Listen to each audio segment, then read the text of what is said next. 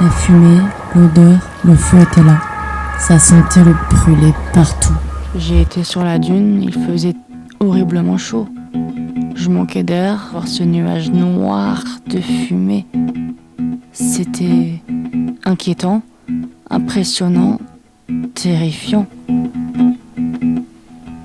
Une camionnette a explosé suite à une panne électrique. Et ça devenait très grave. Je suis à côté, j'ai peur. On s'est fait évacuer à 5h du matin du camping. Tous les campings devaient se donner rendez-vous au parc des expositions. Et tout le long de la route, une centaine de pompiers. Les sirènes d'alarme retentissaient. Les gyrophares de partout. Ça m'éblouissait. Les pompiers sont formés, les Girondins ont donc reçu le soutien de leurs collègues. Près de 50 000 évacuations préventives auront été effectuées. Déjà plus de 1200 hectares brûlés et plus de 600 sapeurs-pompiers ont été engagés, ainsi que l'armée de l'air. Avec les collègues, on partait se rafraîchir au lac. Sauf que le vent tournait, donc le feu arrivait progressivement vers nous. À Cazaux, donc nous nous sommes éloignés à Sanguinet. Cazaux était en feu.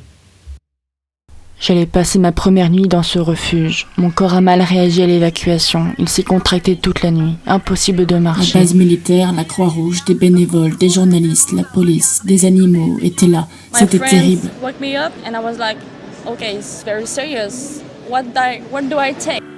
Jour et nuit, long comme un jour sans pain.